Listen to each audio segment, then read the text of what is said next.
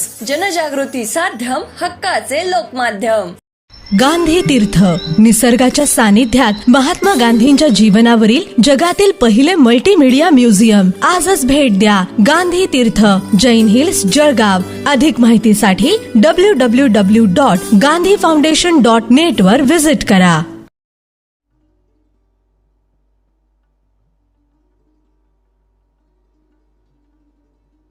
महाराष्ट्रातील माझ्या बंधू भगिनींना जय श्री कृष्ण। उद्या श्री कृष्ण जयंती आहे। मी तुम्हाला आजच शुभेच्छा देतो।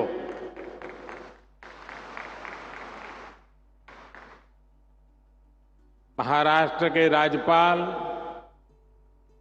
श्री सीपी राधाकृष्णन जी, मुख्यमंत्री श्रीमान एकनाथ शिंदे जी, केंद्रीय मंत्रिमंडल के मेरे साथी, देश के कृषि मंत्री, ग्रामीण विकास मंत्री श्रीमान शिवराज सिंह चौहान जी, इसी धरती के संतान मंत्रिपरिषद के मेरे साथी प्रतापराव जाधव, केंद्र सरकार में हमारे मंत्री श्री चंद्रशेखर जी, इसी धरती की संतान बहन रक्षा खड़से जी, उप मुख्यमंत्री श्री अजित पवार जी, देवेंद्र फडणवीस जी, महाराष्ट्र सरकार के मंत्रीगण, सांसद और विधायकगण और विशाल संख्या में हमें आशीर्वाद देने के लिए आई हुई माताएं, बहनें,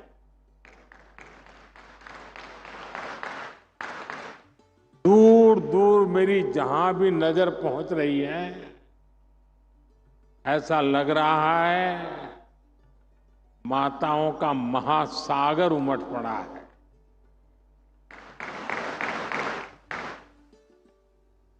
ये दृश्य अपने आप में सुकून देता है। अपनी बात शुरू करने से पहले मैं नेपाल बस हादसे को लेकर अपनी पीड़ा व्यक्त करना चाहता हूं। इस हादसे में हमने महाराष्ट्र के जळगांव के अनेक साथियों को खोया है। मैं सभी पीड़ित परिवारों के प्रति संवेदना व्यक्त करता हूं। जैसे ही ये हादसा हुआ, भारत सरकार ने तुरंत नेपाल सरकार से संपर्क किया। हमने हमारी मंत्री रक्षाताई खड़से को तुरंत नेपाल जाने के लिए कहा। हमारे जो परिजन नहीं रहे, उनके पार्थिव शरीर को हम वायुसेना के विशेष विमान से वापस लाए हैं। जो घायल है उनका अच्छे से इलाज चल रहा है। मैं उनके जल्द स्वस्थ होने की कामना करता हूं। मैं सभी पीड़ितों को विश्वास दिलाता हूं कि उन्हें केंद्र और राज्य सरकार की ओर से पूरी मदद दी जाएगी। साथियों, आज लखपति दीदी का ये महासम्मेलन हो रहा है। मेरी सभी लाड़की बहन यहां बड़ी संख्या में उपस्थित है। आज यहां से देश भर के लाखों सखी मंडलों के लिए 6,000 करोड़ रुपए से अधिक की राशि जारी की गई है। लाखों बचत गटांशी जोडल्या गेलेल्या महाराष्ट्रातील आमच्या भगिनींना सुद्धा कोट्यवधी रुपयाची मदत मिळाली आहे। इस पैसे से लाखों बहनों को लखपति दीदी बनाने में मदद मिलेगी। मेरी सभी माताओं बहनों को बहुत बहुत शुभेच्छा। साथियों, आप सभी में मुझे महाराष्ट्र की गौरवशाली संस्कृति और संस्कारों के भी दर्शन होते हैं और महाराष्ट्र के ये संस्कार भारत ही नहीं विश्व भर में फैले हैं। मैं कल ही अपने विदेश के दौरे से लौटा हूं। मैं यूरोप के देश पोलैंड गया था और वहां भी मुझे महाराष्ट्र के दर्शन हुए।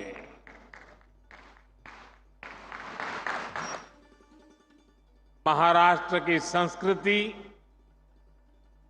यहां के संस्कारों के दर्शन हुए।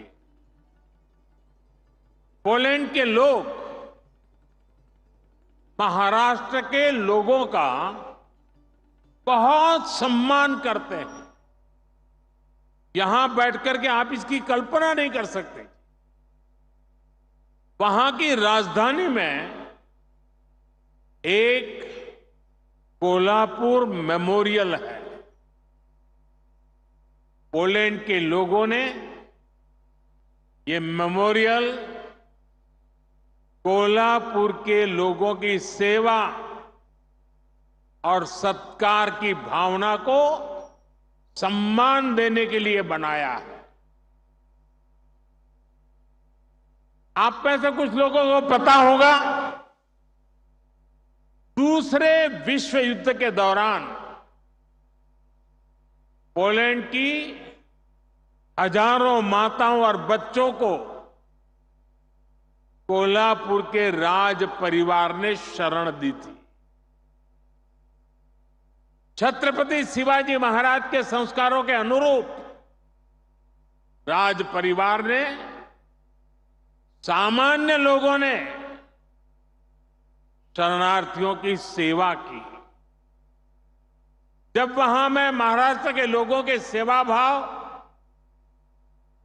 मानवता प्रेम की प्रशंसा सुन रहा था तो मेरा माथा गर्व से ऊंचा हो रहा था।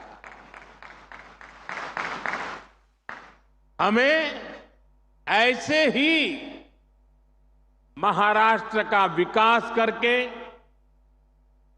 महाराष्ट्र का नाम पूरी दुनिया में और ऊंचा करते रहना है। साथियों, महाराष्ट्र के संस्कारों को यहां की वीर और धीर माताओं ने सृजित किया है। यहां की मातृशक्ति ने पूरे देश को प्रेरित किया है। आमचे जळगाव हे तर वारकरी परंपराचे तीर्थ आहे। महान संत मुक्ताईची ही भूमि आहे। उनकी साधना, उनका तप आज की पीढ़ी के लिए भी प्रेरणा है। बहिणाबाई की कविताएं आज भी समाज को रूढ़ियों से बाहर निकल सोचने के लिए मजबूर करती है। महाराष्ट्र का कोई भी कोना हो, इतिहास का कोई भी कालखंड हो, मातृशक्ति का योगदान अप्रतिम रहा है। छत्रपति शिवाजी महाराज के जीवन को किसने दिशा दी? ये काम माता जिजाऊ ने किया। जब समाज में बेटियों की शिक्षा, बेटियों के कामकाज को महत्व नहीं दिया जाता था, तब सावित्रीबाई फूले आगे आई। यानी भारत की मातृशक्ति ने हमेशा समाज और राष्ट्र के भविष्य को बनाने में बहुत बड़ा योगदान दिया है। और आज जब हमारा देश विकसित बनने के लिए मेहनत कर रहा है, तो फिर से हमारी मातृशक्ति आगे आ रही है। मैं अपने सामने देख रहा हूं, महाराष्ट्र की आप सभी बहनें कितना अच्छा काम कर रही है। तुमच्या सगळ्यामध्ये मी राजमाता जिजाऊ आणि सावित्रीबाई फुलेची छाप पाहतो। साथियों, जब मैं लोकसभा चुनाव के दौरान आपके बीच आया था, तब मैंने कहा था कि हमें 3 करोड़ बहनों को लखपति दीदी बनाना है। यानी 3 करोड़ ऐसी बहनें और जो सेल्फ हेल्प ग्रुप में काम करती है, जिनकी 1 साल की कमाई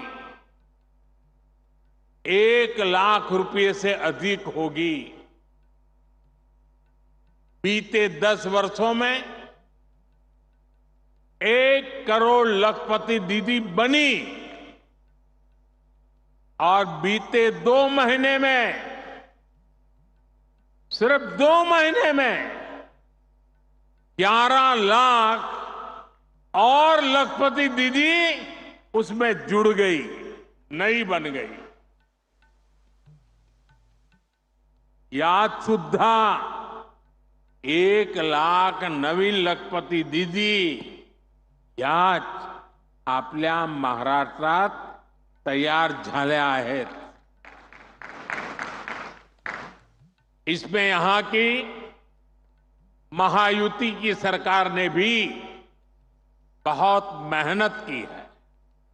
एकनाथ जी, देवेंद्र जी और अजित दादा की पूरी टीम माताओं बहनों को सशक्त करने में जुटी हुई।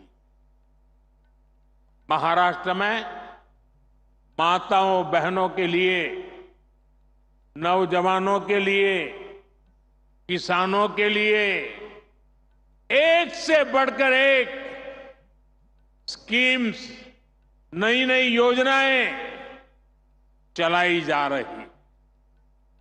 साथियों, लखपति दीदी बनाने का ये अभियान सिर्फ बहनों बेटियों की कमाई बढ़ाने का अभियान है, इतना नहीं है।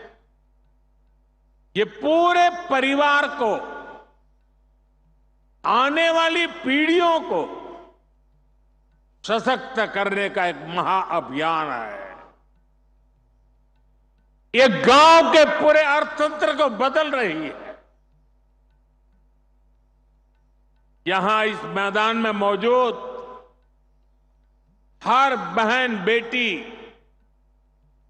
अच्छी तरह जानती है कि जब वो कमाने लगती है तो कैसे उसका अधिकार बढ़ जाता है, घर परिवार में उसका सम्मान बढ़ जाता है। जब किसी बहन की कमाई बढ़ती है तो परिवार के पास खर्चने के लिए पैसे भी ज्यादा जुड़ते हैं। यानी एक बहन का भी लखपति दीदी बनना पूरे परिवार का भाग्य बदल रहा है। यहां आने से पहले मैं देश के अलग अलग कोने से आई हुई ऐसी बहनों के अनुभव सुन रहा था। सभी लखपति दीदियों के जो आत्मविश्वास था, और मैं कहता तो लखपति दीदी हूं, लेकिन उसमें सब कोई 2 लाख कमाने वाले थे, कोई 3 लाख वाले थे, कोई 8 लाख वाले भी थे। और ये पिछले कुछ ही महीनों में उन्होंने कमाल करके दिखाई है। साथियों, आज आप हर तरफ सुनते हैं कि भारत दुनिया की तीसरी सबसे बड़ी आर्थिक ताकत बनने जा रहा है। इसमें हमारी बहनों बेटियों की भूमिका बहुत बड़ी है। लेकिन कुछ साल पहले तक ये स्थिति नहीं थी। बहनें हर घर, हर परिवार की खुशहाली की गारंटी होती है, लेकिन महिलाओं को मदद मिले इसकी गारंटी लेने वाला कोई नहीं था। देश की करोड़ों बहनों के नाम पर कोई प्रॉपर्टी नहीं होती थी।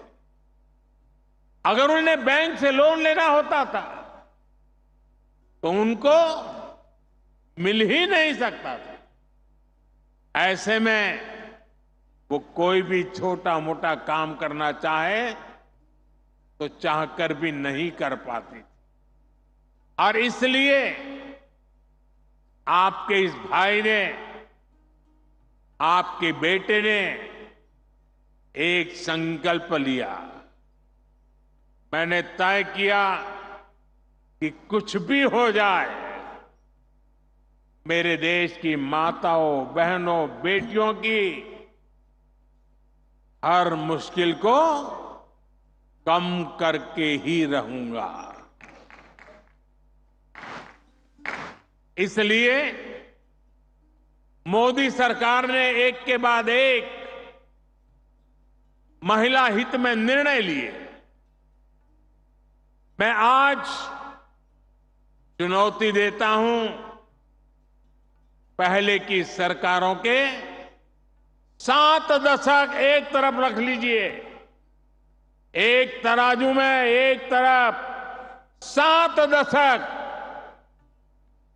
और दूसरे तराजू में मोदी सरकार के 10 साल तराजू में रख लिए जाए। जितना काम मोदी सरकार ने देश की बहनों बेटियों के लिए किया है वो आजादी के बाद किसी सरकार ने नहीं किया है। साथियों, ये हमारी सरकार है जिसने तय किया कि गरीबों के जो घर सरकार बनाती है वो महिलाओं के नाम पर रजिस्टर हो। अभी तक जो 4 करोड़ घर बने हैं उनमें से अधिकतर महिलाओं के नाम पर है। अभी 3 करोड़ और घर बनाने वाले हैं। इनमें से भी अधिकतर घर हमारी माताओं बहनों के नाम ही होंगे, महिलाओं के नाम होंगे। दूसरा काम हमने बैंकों से जुड़ी व्यवस्था में किया। पहले जनधन खाते खोले तो सबसे ज्यादा बहनों के खाते खुले। फिर मुद्रा योजना शुरू की। हमने बैंकों को कहा कि आप बिना गारंटी के लोन दो, और अगर गारंटी चाहिए तो मोदी मौजूद है। इस योजना की करीब 70% लाभार्थी माताएं बहनें हैं। देश में कुछ लोग थे, वो कहते थे कि महिलाओं को ऐसे लोन मत दो, डूब जाएगा, इसमें रिस्क है। लेकिन मेरी सोच अलग थी। मुझे आप पर, अपनी मातृशक्ति पर, उनकी ईमानदारी पर, उनके कर्तृत्व पर पूरा भरोसा है। माताओं बहनों ने मेहनत की और ईमानदारी से लोन भी लौटाए। अब तो मुद्रा ऋण की सीमा हमने 20 लाख कर दी है। हमने रेहड़ी फुटपाथ पर काम करने वालों के लिए भी स्वनिधि योजना चलाई। इसमें भी बिना गारंटी का ऋण दिया जा रहा है। इसका भी बहुत बड़ा फायदा हमारी बहनों को, हमारी बेटियों को हो रहा है। हमारे विश्वकर्मा परिवार जो हस्तकला का काम करते हैं, इसमें भी बड़ी संख्या में हमारी बहनें जुड़ी हैं। उनकी गारंटी भी हमारी सरकार ने ली है। साथियों, पहले जब मैं सखी मंडलों की बात करता था, महिला सेल्फ हेल्प ग्रुप की बात करता था, तो बहुत कम लोग थे जो ये देख पाते थे कि इसका महत्व क्या है। आज देखिए, ये भारत के अर्थतंत्र की एक बहुत बड़ी शक्ति बनती जा रही है। गांव-गांव में, दूर सुदूर आदिवासी क्षेत्रों में सखी मंडलों से जो परिवर्तन आ रहे हैं, वो सबके सामने है। 10 साल में यह आंकड़ा भी बहुत बड़ा है। 10 साल में 10 करोड़ बहनें इस अभियान से जुड़ चुकी हैं। और हमने इनको भी बैंकों से जोड़ा है। हमने उन्हें बैंकों से आसान और सस्ता ऋण दिया है। मैं एक आपको आंकड़ा देता हूं, और ये सुनकर के आप जरूर चौंक जाएंगे, और आपको शायद मन में गुस्सा भी आएगा, क्या मेरा देश पहले ऐसे भी चलता था क्या? साल 2014 तक, साल 2014 तक 25,000 करोड़ रुपए से भी कम, 25,000 करोड़ रुपए से भी कम बैंक लोन सखी मंडलों को मिला था।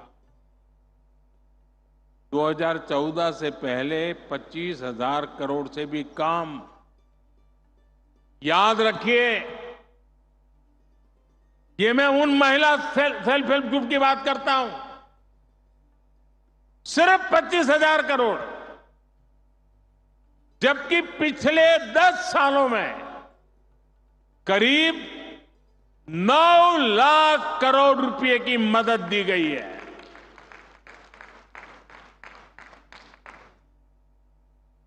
कहां 25,000 करोड़ और कहां 9 लाख करोड़। इतना ही नहीं, सरकार जो सीधी मदद देती है, उसमें भी लगभग 30 गुना की बढ़ोतरी की गई है। इसका परिणाम यह आया है कि आज गांव की हमारी बहनें अपनी आय भी बढ़ा रही है और देश को मजबूत भी बना रही है। और मैं फिर से कहता हूं, ये तो अभी ट्रेलर है।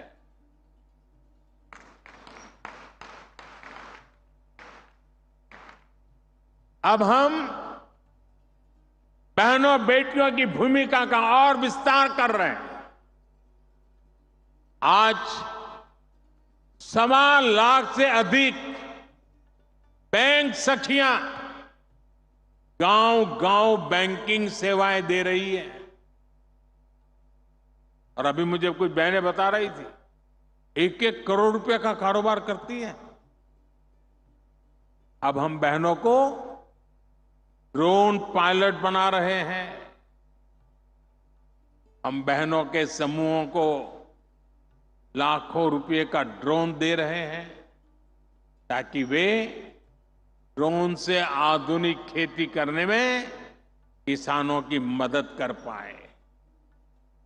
हम 2 लाख पशु सखियों को भी ट्रेन कर रहे हैं ताकि वे पशुपालकों को मदद कर सके। यही नहीं, आधुनिक खेती के लिए, प्राकृतिक खेती के लिए भी हम नारी शक्ति को ही नेतृत्व दे रहे हैं।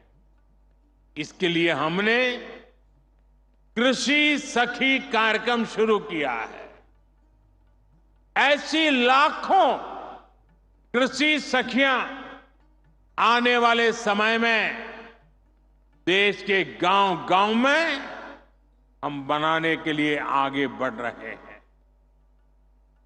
इन सभी अभियानों से बेटियों को रोजगार भी मिलेगा, उनका आत्मविश्वास भी बढ़ेगा और बेटियों के सामर्थ्य को लेकर समाज में भी एक नई सोच का निर्माण होगा। साथियों, अभी पिछले महीने ही देश का एक बजट आया है।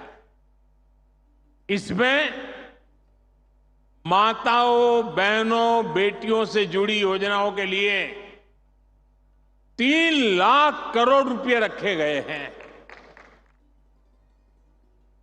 बेटियां ज्यादा संख्या में नौकरी करें, इसके लिए दफ्तरों में, फैक्ट्रियों में उनके लिए विशेष सुविधाएं बनाने की घोषणा की गई है।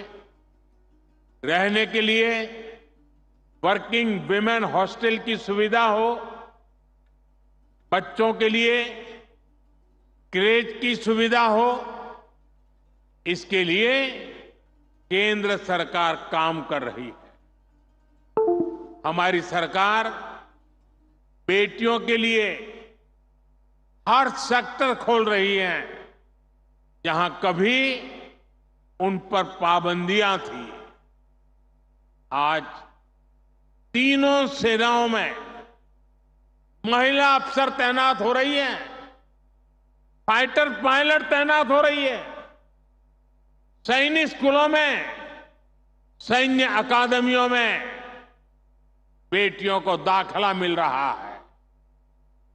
जो हमारी पुलिस फोर्स है, जो हमारे अर्धसैनिक बल है, उनमें बेटियों की संख्या में बहुत बड़ी वृद्धि हुई है। गांव में कृषि और डेयरी सेक्टर से लेकर स्टार्टअप क्रांति तक आज बड़ी संख्या में बेटियां बिजनेस मैनेज कर रही हैं।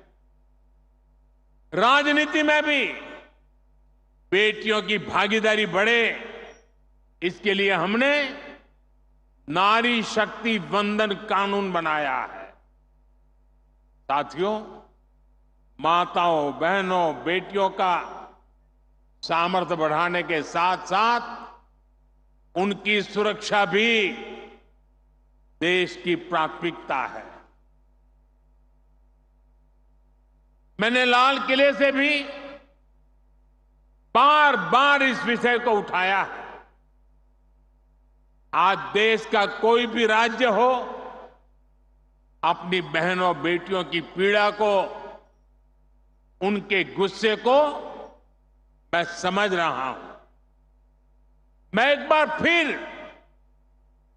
देश के हर राजनीतिक दल से कहूंगा, हर राज्य सरकार से कहूंगा कि महिलाओं के खिलाफ अपराध अक्षम्य पाप है। दोषी कोई भी हो, वो बचना नहीं चाहिए। उसको किसी भी रूप में मदद करने वाले बचने नहीं चाहिए। अस्पताल हो, स्कूल हो, दफ्तर हो या फिर पुलिस व्यवस्था, जिस भी स्तर पर लापरवाही होती है, सबका हिसाब होना चाहिए। ऊपर से नीचे तक मैसेज एकदम साफ जाना चाहिए। ये पाप अक्षम्य है। अरे सरकारें आती रहेगी, जाती रहेगी, लेकिन जीवन की रक्षा और नारी गरिमा की रक्षा इस समाज के रूप में भी और सरकार के रूप में भी हम सबका बड़ा दायित्व है। साथियों, महिलाओं पर अत्याचार करने वालों को कड़ी से कड़ी सजा देने के लिए हमारी सरकार कानूनों को भी लगातार सख्त कर रही है। आज इतनी बड़ी संख्या में देश की बहनों बेटियां यहां है, तो इसलिए मैं विशेष तौर पर आपको बताना चाहता हूं। पहले शिकायत आती थी कि समय पर एफआईआर नहीं होती, सुनवाई नहीं होती, मुकदमों में देर बहुत लगती है। ऐसी अनेक अड़चनों को हमने भारतीय न्याय संहिता में दूर कर दिया है। इसमें एक पूरा चैप्टर महिलाओं और बच्चों के साथ होने वाले अत्याचार के संबंध में बनाया गया है। अगर पीड़ित महिलाओं को थाने नहीं जाना है तो वो घर बैठे एफआईआर दर्ज करा सकती है। हमने ये भी पक्का किया है कि एफआईआर से थाने के स्तर पर कोई टाल मटोल या फिर छेड़छाड़ नहीं कर पाएगा। इससे तेजी से जांच करने और दोषियों को कड़ी सजा मिलने में भी मदद मिलेगी। साथियों, नए कानूनों में नाबालिगों से हुए यौन अपराधों पर फांसी और उम्र कैद की सजा का प्रावधान किया गया है। बेटियों के साथ शादी के नाम पर भी धोखे के कई मामले आते रहे हैं। पहले इसके लिए कोई स्पष्ट कानून नहीं था। अब भारतीय न्याय संहिता में शादी के झूठे वादों और छल को भी साफ साफ परिभाषित किया गया है। मैं आपको विश्वास दिलाता हूं, केंद्र सरकार महिलाओं के खिलाफ अत्याचार रोकने के लिए हर तरीके से राज्य सरकारों के साथ है। हमें भारत के समाज से इस पाप की मानसिकता को मिटाकर ही रुकना होगा।